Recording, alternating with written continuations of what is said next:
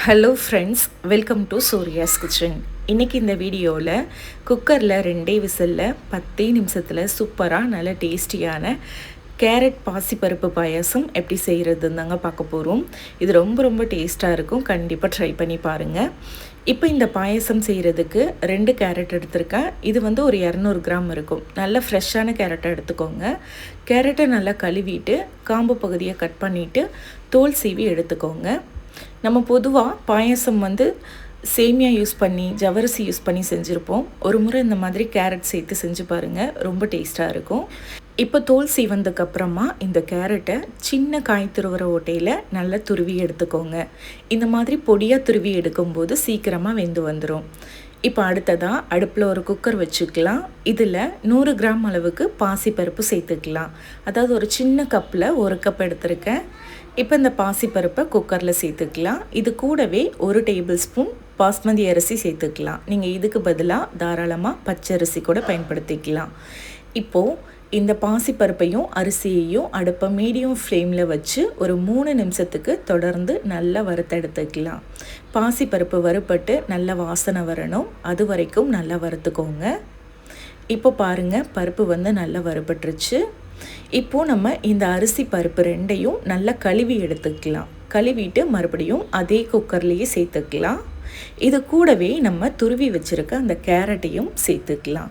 இப்போது நம்ம எந்த கப்பில் பாசிப்பருப்பு எடுத்தோமோ அதே கப்பில் 5 கப் அளவுக்கு தண்ணி அளந்து சேர்த்துக்கோங்க.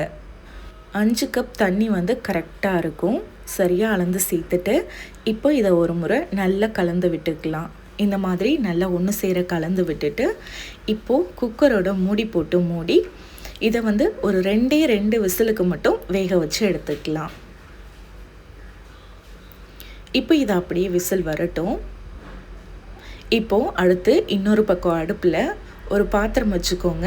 அதில் நம்ம எந்த கப்பில் பாசிப்பருப்பு எடுத்தோமோ அதே கப்பில் 2.25 கப் அளவுக்கு வெல்லம் சேர்த்துக்கோங்க. சேர்த்துட்டு இது கூட ஒரு 3/4 கப் அளவுக்கு தண்ணி சேர்த்துக்கோங்க. சேர்த்துட்டு இப்போ இந்த வெல்லத்தை நல்லா கரைச்சி எடுத்துக்கலாம். இதுக்கு பாகுபதம் தேவையில்லை. வெல்லம் வந்து நல்லா கரைஞ்சி வந்தால் மட்டும் போதும். இப்போ பாருங்கள், நல்லா கரைஞ்சிருச்சு. இப்போ இது இருக்கட்டும். இப்போது நம்ம வேக வச்சுருந்த பாசிப்பருப்பு கேரட் 2 விசில் வந்துருச்சு. 2 விசில் வந்ததுக்கப்புறமா இந்த ப்ரெஷர்லாம் போனதுக்கப்புறமா எடுத்துக்கோங்க. இப்போ இது நல்லா வெந்து வந்திருக்கும். இப்போ இதை நல்லா கரண்டியால் ஒரு முறை நல்லா மசிச்சு விட்டுக்கலாம். ரொம்ப மசிக்க தேவையில்லை, லைட்டாக கரண்டியால் மசிச்சு விட்டால் போதும்.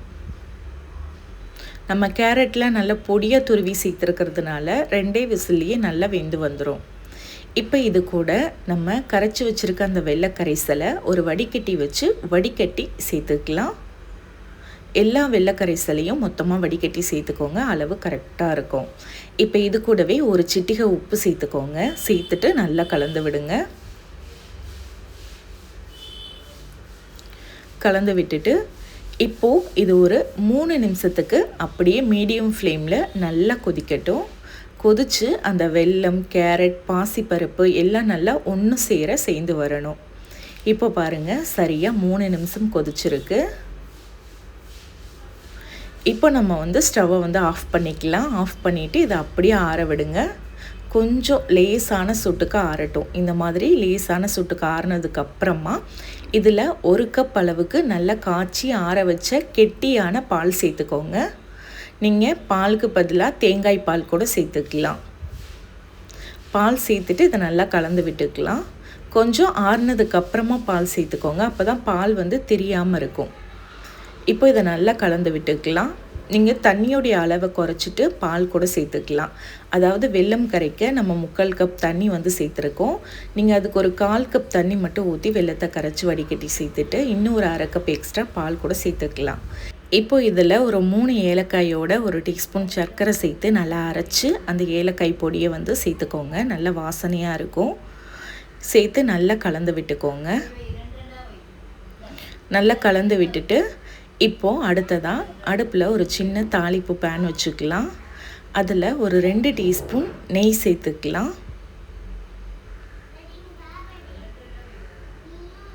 சேர்த்துட்டு இப்போது நெய் நல்லா உருகினதும் இதில் கொஞ்சமாக முந்திரி பருப்பு சேர்த்துக்கோங்க. முந்திரி பருப்பை லேசாக வந்து வதக்கி விடுங்க. லேசாக செவந்ததுக்கப்புறமா காய்ந்த திராட்சை சேர்த்துக்கோங்க. சேர்த்துட்டு கொஞ்சம் பொன்னிறத்துக்கு வந்ததும் அடுப்பை ஆஃப் பண்ணிவிட்டு இப்போ அதை அப்படியே எடுத்து நம்ம பாயாசத்தில் சேர்த்துடலாம். இது கூடவே நீங்கள் வேணும்னா பொடியாக நறுக்குன தேங்காய் கூட வறுத்து சேர்த்துக்கலாம். இப்போ இதை சேர்த்து நல்லா கலந்து விட்டுறலாம். இப்போ அவ்வளோதான், சூப்பராக நல்ல டேஸ்டியான பாசிப்பருப்பு கேரட் பாயாசம் ரெடி ஆயிருச்சு. இது ரொம்ப ரொம்ப டேஸ்ட்டாக இருக்கும். கண்டிப்பாக ஒரு முறை ட்ரை பண்ணி பாருங்கள். அதே மாதிரி இதில் நீங்கள் தேங்காய் துருவல் கூட போட்டுக்கலாம். இப்போ இதை சர்வ் பண்ணிடலாம். இது ஒரு 5லேருந்து 6 கப் கிட்ட உங்களுக்கு பாயாசம் கிடைக்கும். கண்டிப்பாக ட்ரை பண்ணிவிட்டு எப்படி வந்ததுன்னு மறக்காமல் கமெண்ட்டில் சொல்லுங்கள்.